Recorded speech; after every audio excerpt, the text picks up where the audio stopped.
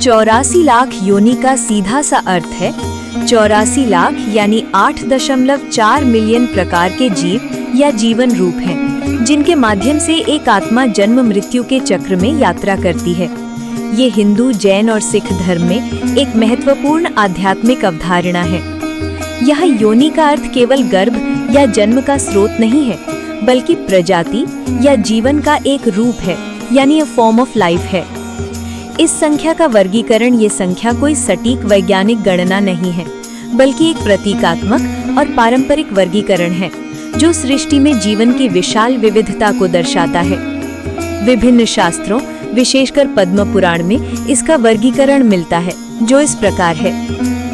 जलचर यानी जल में रहने वाले जीव 9 लाख योनियां, नभचर यानी आकाश में उड़ने वाले जीव या पक्षी 10 लाख योनियां, कीड़े मकोड़े यानी कृमि 11 लाख योनियां, स्थावर यानी पेड़ पौधे जो स्थिर रहते हैं 20 लाख योनियां, पशु यानी 4 पैरों वाले स्थलीय जीव 30 लाख योनियां, मनुष्य यानी मानव रूप 4 लाख योनियां।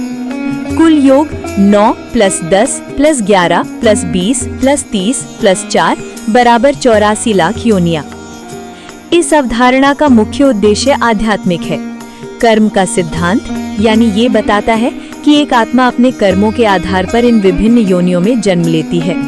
अच्छे कर्म उसे उच्च योनियों की ओर ले जाते हैं, जबकि बुरे कर्म उसे निम्न योनियों में जन्म देते हैं।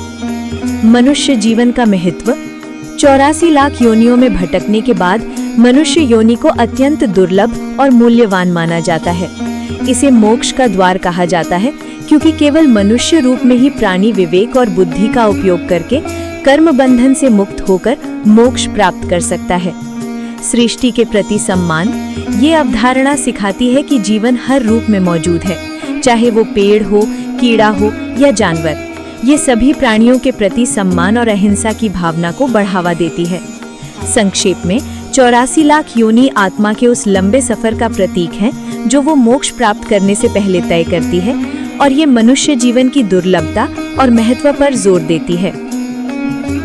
यहाँ दी गई जानकारी विभिन्न शास्त्रों, पुराणों, हिंदू दर्शन और लोक मान्यताओं पर आधारित है, तथा सभी जानकारी सामान्य ज्ञान, शैक्षिक उद्देश्यों एवं सामान्य जागरूकता बढ़ाने के लिए है।